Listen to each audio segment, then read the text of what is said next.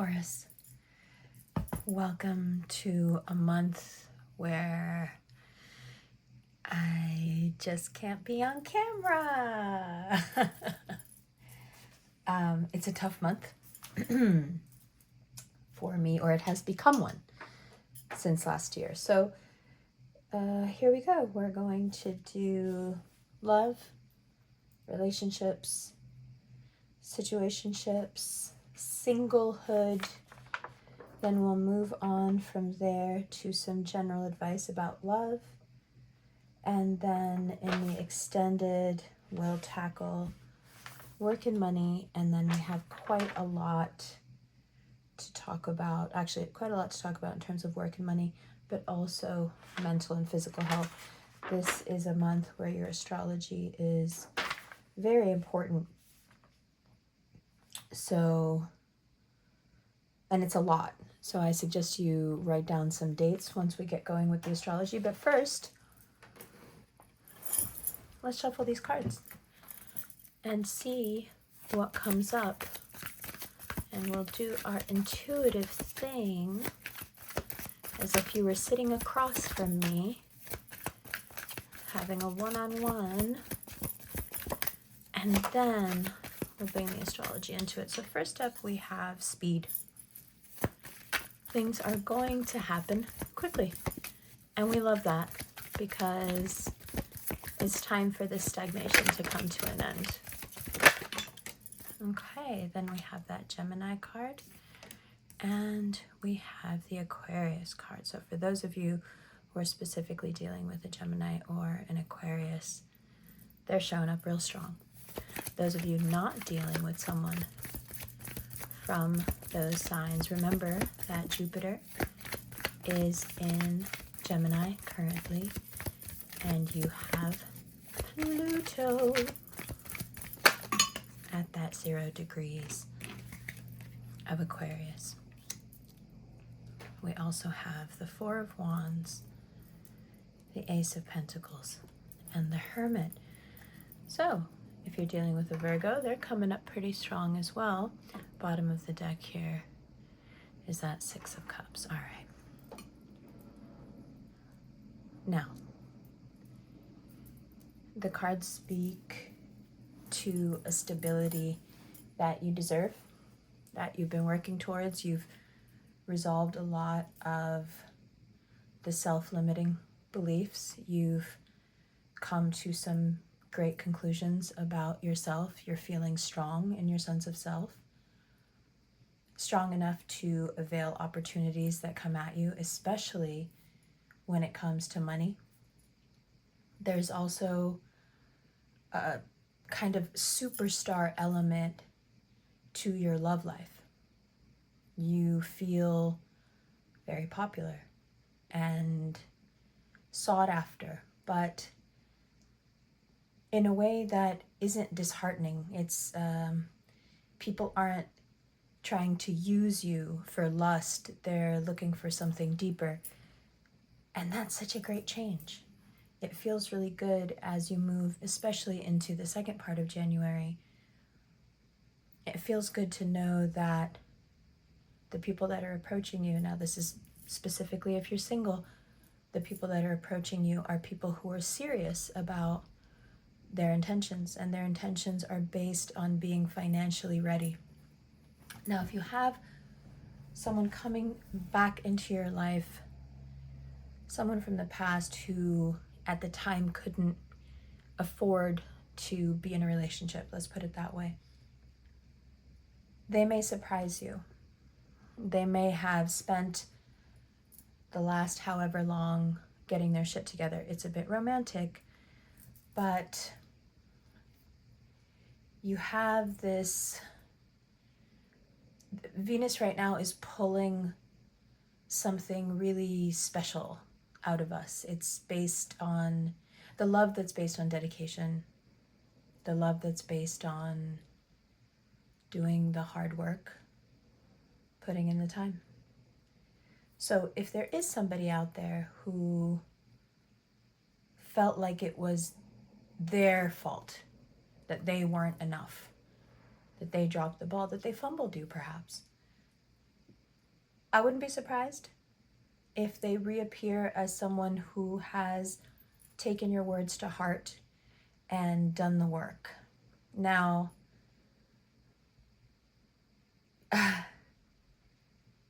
you've got to be careful, because if this is someone that you have previous ties to, and it's someone that is a bit shaky in their nature, you will want to believe them. You will try your hardest to trust them. But your relationship with them has been one of you being charmed by them so deeply that it's hard for you to discern the truth from the lies. This person has the ability to really hoodwink you.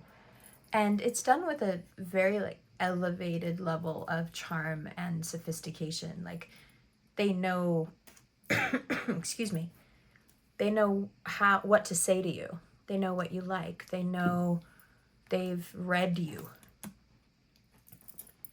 And the only thing that's wrong really with them is that being treated like an option always leaves you cold. Even though somehow in that person's mind, especially if they're a Libra or Virgo, they're in their mind they've found a way to, or perhaps another Taurus, in their mind they've found a way to compartmentalize their romantic life. They have several different compartments under that one heading. And I'm laughing because it makes me uncomfortable, not because I think it's funny. And so to them, the difference between you and a tryst of some kind is that there's nothing amorous about the tryst. You're the person they love. This is their justification. And this whole other compartment, which is perhaps, this speaks to carnality, this whole other compartment under that same heading of perhaps physical intimacy, which is where the problem is beginning, right? Is that it's labeled incorrectly. Well, there's no feeling there, so it doesn't matter. I think the more important conversation, because I don't think that that's something that you can actually convince them is untrue. I think if somebody is compartmentalized about their sexuality, that's not an argument that works on them. However, this one will work. It's not what you're doing and how little it means. It's what you're doing and how little it makes me feel and what it means to me.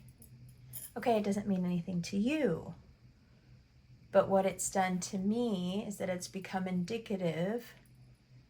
No matter what you say to me with that silver tongue, no matter how much you can kind of weave this superstardom around me, and it's a very mirroring kind of superstar quality. Like, they treat you that way, and then you see that in them, and then it's just bouncing back and forth between the two of you. But it's hurts even more that this is the reality when you get treated that way. So we're talking from the most basic love bomb to someone who's pulling out all the stops. But the reality of how you're being treated is that you're being treated like an option, and it's leaving you feeling really broken up about who you are as a person.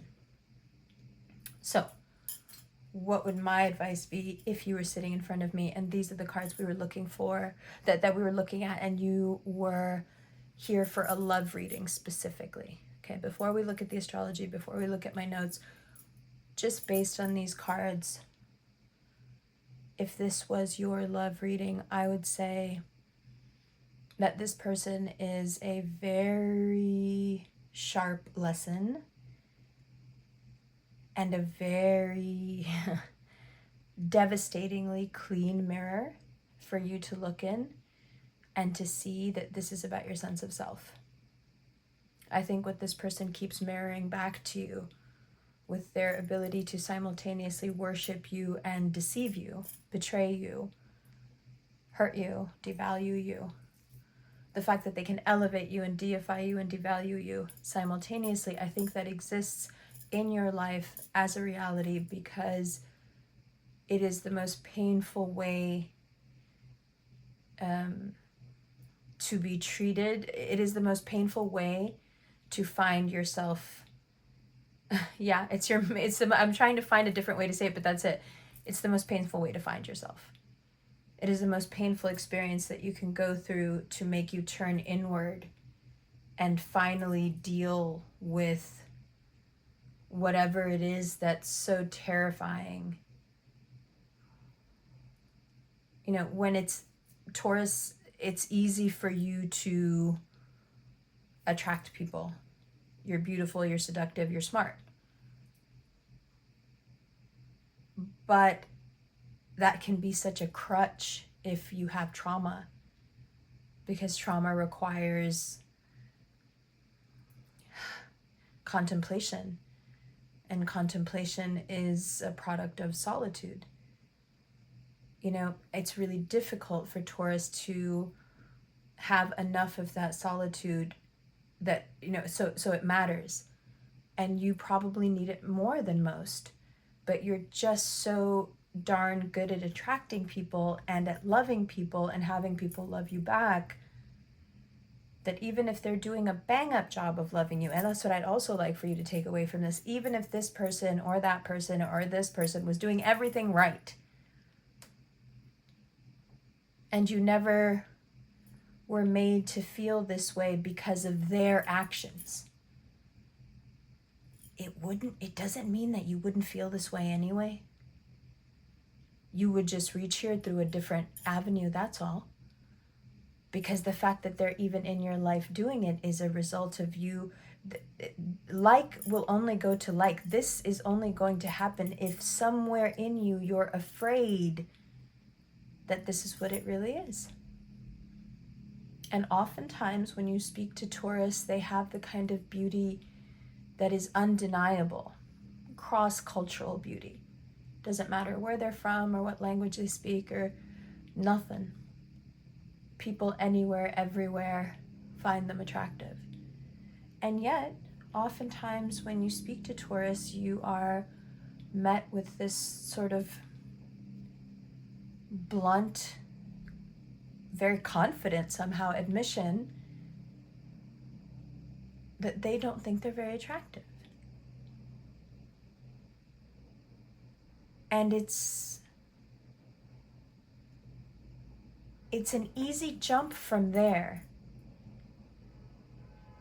to attaching yourself to someone because they make you feel that thing that you can't seem to feel on your own.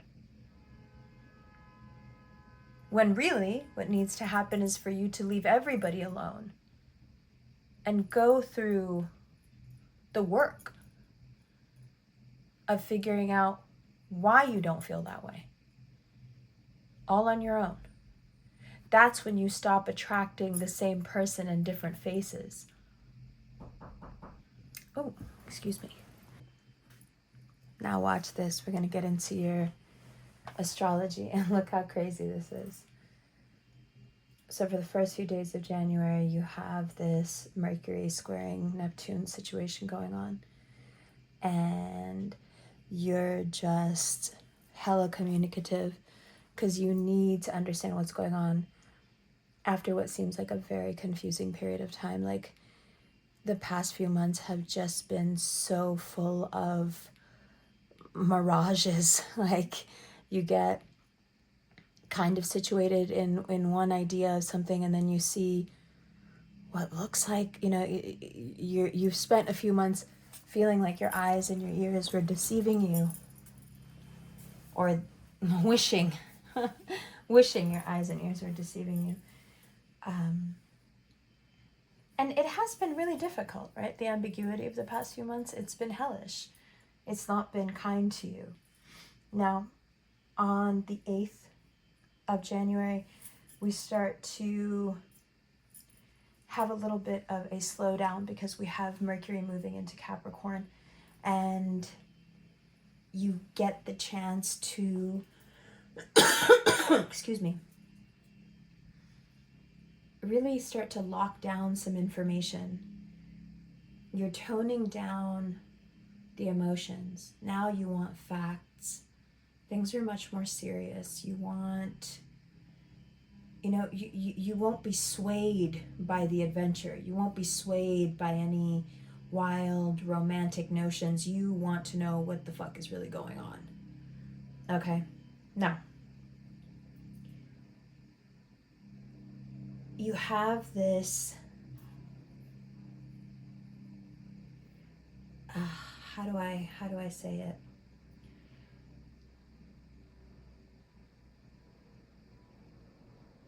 You have this situation where Venus will bring someone to you, or Venus is pushing this energy rather, of you meeting somebody that perhaps isn't your type exactly, but they're genuinely interesting, and more importantly, they're genuinely interested in you, and they're not playing the game that everybody else is playing. They're not trying to appeal to you and your sexuality. They're speaking to you about things that they're not just listening to you because they're watching your mouth move. They're genuinely interesting to you. They know about things that you wish you knew about, and they wish they know about the things you knew. You know. So Venus is going through this interesting period where it wants us to put our most sincere foot forward, because we can find someone, if we live in that place, we can find someone who genuinely likes us as a person, more than they like what we look like, and more than they like what we can do for them. And both of those things often work against you, as you know. So, if you meet someone and they're not necessarily your type, but you feel an attraction towards them, have a conversation. Have two. Take note of how interested they are in what you have to say, and what you know, and what you do, and where you go. Okay? Now, for those of you who are in a more ambiguous space with a partner, so you're not committed and you're not single, you're in this third space, whether you used to be together and you've broken up, or you really want to be with this person and they're, not all the way available, or perhaps you've been pulling back and not wanting to commit. So for anyone who's uncommitted but involved in something, okay? I think you've both got commitment on your mind, even though you're not committed to each other. And I think the question that's being asked here, and it's a pretty brutal one, the question being asked is, are you the one long term? Are you the one that makes it through? Are you the winner of the roster? And if you're sure about them, then you may be feeling this question being put on you. Or it might be the other way around. It might be you wondering, is this person what I really want? Like, for real. For long term. Now, there are some of you who've already gotten your answer. You really want to be with that person long term, but they keep showing you that even though they really like you, getting back to what we were talking about here, even though they really like you, long term, they don't have the commitment. Perhaps it's a reflection on you, perhaps it's a reflection on them, perhaps it's not a reflection of anything. Perhaps it's just about where they are in their life, I mean, of course, it could be about capacity, it could be about fidelity, it could be about a million things. I think the point I'm trying to make is that it doesn't matter why. Excuse me. It doesn't matter. Your time is limited, and I think you feel it in the most poignant way right now. There's something that happens between now and the 10th where you feel time ticking, and you don't want to feel neglected anymore, and you don't want to feel like you're neglecting someone. You feel like you're losing time by not figuring things out, and that's very different. It's so different from wasting time or making time. Losing time is when you feel so deeply that just staying in a limbo situation with this person, whoever it is sucking the life out of you. Not making a concrete decision is pulling your life energy away, because that other person is always kind of not kind of, but pulling on you energetically and taking from you, because you have this open channel with someone who potentially is no good for you. In many cases, you know full well that they're no good for you, but you've kept that door open. And that's something in of itself to think about. How often do we keep a door open or a channel open between us and anyone when we know that person is harmful for us? Sometimes on my podcast, I refer to the hallway test. Like if you it comes from a time when me and a bunch of people were watching Lord of the Rings, and somebody said, well, the Auk isn't really that scary. And I was like, well, if you opened your door, I live in an apartment building, if you opened your door and you went out in your hallway to take the elevator and there was an Auk standing there, would you be afraid? 100,000,000,000% you'd be afraid, right? But we've jokingly done that test on John Travolta. Would you be afraid if John Travolta was standing in your hall? Of course. The man looks terrifying, right? Like that. So if we apply the hallway test to this, or the door or the hallway test, if somebody was giving you creepy vibes, or if somebody hurt you deeply, even if it was just, someone who said something to you, said some terrible thing to you in the elevator, and then they were walking behind you in your hallway, wouldn't you rush in your door and close and lock the door? It wouldn't occur to you. Your instincts would keep you from just casually taking your time and opening your door and leaving your door flung open, right? You would do your due diligence in keeping yourself safe. For so many of you, or let me rephrase Vedic Taurus, for so many of us, keeping that door open against our instincts, against our will to survive, has become more hardwired than our instincts. We've overridden our instincts with this enormous capacity to love and trust and give and remain open. It's become a badge of honor for Taurus in relationships. I don't give up. My heart stays open. I'm here. Even though ... There is no more even though ...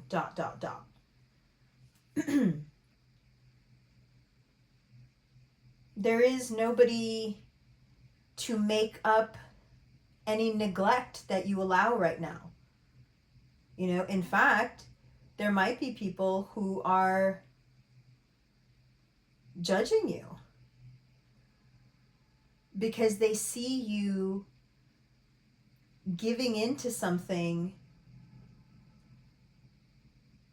and they see you spending time with or on something or someone that isn't your family, and it isn't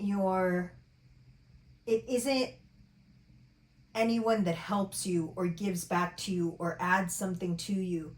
And the people that do, I think they can be very hurt at this time, especially late January, early February. I think they can be genuinely hurt by you just not by you not engaging with them in any other way other than telling them what they should or shouldn't do. Now, I know that's a little bit of a read, but you've been on a streak lately and you've been telling people what to do, and that's okay. But from the 8th of January till the 1st of February, you need to communicate. People want to talk about stuff, but they don't want you preaching at them, especially about stuff that you don't do yourself. Okay? And especially if you don't spend time with those people. If you don't spend time with people and you try to tell them what to do, especially from this space of, from this place of being holier than thou, being self-righteous, they're not going to believe you, they're not going to listen. And unfortunately, if you don't show up at all for the people in your life, then you lose complete credibility. So, it might be a thought in your head like, okay, well, I don't want to argue with people and I don't want people thinking that I'm preaching at them, so I just won't come around. Well, if you don't come around, then you lose all credibility with these people because there's neglect happening here as far as they're concerned. You may feel like somebody in your personal life and your love life is neglecting you, but the people around you feel like you're neglecting them. Right? And that contemplation that we talked about, that solitude that we talked about, if you were to take a day, a few hours, 15 minutes, whatever you've got, and really sit by yourself, I think you will naturally come to the conclusion that the people who are seeking you and that love you deserve your time and attention more than anyone who is making you feel neglected, making you feel less than, making you feel like an option, making you feel like you are not wanted.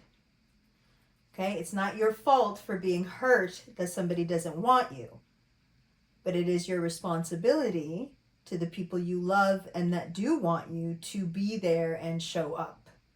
Okay, so showing up becomes real important in late January especially. Now, why do people want you to show up? Well, they want to talk. And they have some very sensitive stuff to discuss with you. So a few of you, if you have Aries or Gemini placements, you might have already had some hard discussions, even though it's only the 3rd. Okay, but there's some sensitive subjects here that people want to talk about, and they want to feel safe and comfortable when they talk about these things, and you are so good at making people feel safe and comfortable. So it's really important for you to show up as someone who's not in that zone of I know better, that self-righteous place that we were talking about. It's important for you to show up in a non-preachy way so people feel comfortable enough to tell you things that you would love to even have to pry out of people. You would, no problem, you'll pry it out of them. That's how juicy the information is. That's how much tea is to be found here. But it only comes out of them when they feel comfortable and when they feel like they're not being judged and they feel like they're safe. And so, along with many other reasons, like you loving them and wanting to help them and bring some level of just amicable, just an amicable feeling to the family, to the house, to the whatever, to the relationship. I think along with that happy feeling, you can also add to that another motivation on your part would be just the chisme, right? Like you'll get a lot of info right now if you let people talk. So on the 15th now, we have Mars, which is retrograding out of Leo back into Cancer, okay? And it will oppose the Sun in Capricorn. Now, this is mediated by Neptune in Pisces, okay?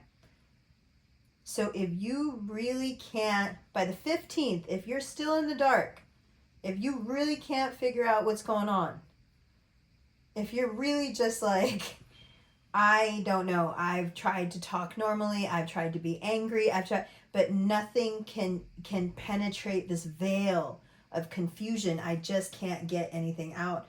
I can't make any decisions based on the fact that I just have no information to base it on, right? Okay. After the 15th, if you haven't been able to figure out anything, you start to find some really salient answers. And you're so happy for the understanding. You're so happy. And Venus, which really wants you to take things slow, it'll help you get over some sort of health issue, especially mental health issue. It'll help you ease out of perhaps a place of obsession, and it'll cement your understanding of what you've been through. So if right now you feel like what you're going through, there's just no purpose to it, there's no reason for you to be this confused or in this much pain, there is this moment coming after the 15th where you will understand, and it'll fix something in your head.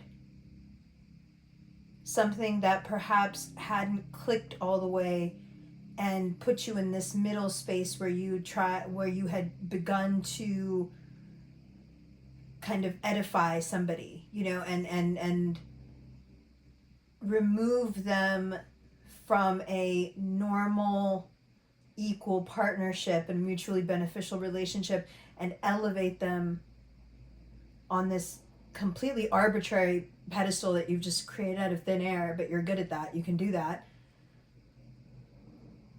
and elevated them so far above yourself that they started to believe it. Because your manifestations are very solid, they're tangible. So you elevating them also elevated them in everybody else's eyes, including theirs. And the danger that you run when you do that, even though you're quite good at doing that, the danger that there is that you forget to elevate yourself as well. You forget to put yourself on a pedestal as well, so you keep even to them. You actually like putting them on a pedestal and not yourself, so you're looking up at them. And it takes a long time for Taurus to understand that that is not the basis of a healthy relationship, because nobody can resist that kind of power. You give people power over you when you do that, because you mess with their perception of themselves. And when you do that, and when their perception of themselves is not coming from an organic place within them, it's already skewed. But on top of that, it's skewed so much in their favor that it corrupts them. And it makes them start seeing you as so much lower than them. Of course, you've put yourself there by putting them so much higher up, but it doesn't matter anymore to the person that you're deifying. They can only see you from that perspective now, and from that perspective, you're nothing special. But it's very important to understand where it begins. Nobody gets into a relationship with a Taurus and thinks, I'm hotter than this person. Nobody. I guarantee you that never fucking happens. You are the hot one. You are the beautiful one. You are the beautiful hot one. But you're also one who loves with such a deep sense of devotion that devotion creates those pedestals. And the only thing that I can think of that will keep your pedestal that you should be creating simultaneously in line and even to the one you're putting up over there is devotion to self. From which, of course, the question then arises, is there a way to balance devotion to others and devotion to self? Is there a way to do both by pulling back a little on how much you're giving the other person? Probably the way to go. But maybe that feels disingenuous. Maybe that feels like a lie, not giving them your all. But there's a distinction that needs to be made there between giving them your all and making their pedestal out of everything you've got. Those are not the same things. All of these thoughts are the contemplations that take up room in your mind this month if you have some time to think. And after the 15th, especially if there is an element of obsession and like an order, a disorderly attachment sort of situation going on with someone, especially if you have abandonment issues and you chose them because they are the poster child for abandonment issues. You may really be suffering with that right now. And after the 15th, there is this sublime understanding that blankets you, where you understand completely why you chose that person, why you obsessed over them, why you felt empty inside, and you're able to start redirecting that energy finally towards yourself, and more importantly, towards the people that actually fuel you. Now, if you are in a happy, committed relationship and in a happy, committed, faithful relationship, and you're wondering what's happening for you in the coming month, I think it's safe to say that the way that you two have been pouring into each other is making both parties, especially if the other party has heavy Gemini or Aquarius placement, well, air placements in general, I think you're quickly coming to a point where your house is becoming the central, like meetup house, where when people want to get together, groups of friends want to get together, they're celebrating with you. There's a celebratory air around you. It seems like a good time to join finances. I'm not the biggest fan of that, but if you're going in on a venture together, that's also great. Of course, get someone outside of the both of you, preferably a lawyer, to look over everything before you commit to anything, no matter who you're doing business with, even your partner. And it might be actually time for you to start thinking about having some kids. Or if you're committed and not married yet, you feel that, lawful commitment starting to creep up on you. So everything good there. I will say this, if you're in a situation where things are going really well and you're approached about a financial opportunity that will somehow take you away from your partner physically, time-wise, I don't think that this is the right time to do that. Especially if you've got a gut feeling about it not being the right thing. If you've got to contemplate something over and over and over again in terms of a financial opportunity, I think you're getting the feeling yourself that this is not the right time to disengage from your partner, especially physically and time-wise. So that's the one kind of hiccup I see. But otherwise, no hiccups, but I would say the indications given in the cards are very clear that no matter what you're getting into right now, paperwork is essential, and it's paperwork that should be checked by a professional.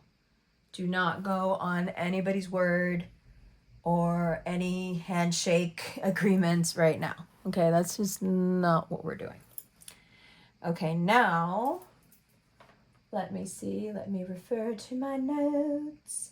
All right, now we're going to talk about work and money, and then we have quite a lot to talk about in terms of mental and physical health. So for the extended, I am going to reshuffle these cards, and we're going to do work and money, and then physical and mental health, and then I'm going to do something in the extended that I did in the Capricorn extended, which is we're going to do the major arcana from the movie Tarot, and it's just a set of major arcana with like movie characters. It's super fun, and then we can read about the character. It's super fun. All right, I love you, Taurus. Happy January, and I'll see you in the extended.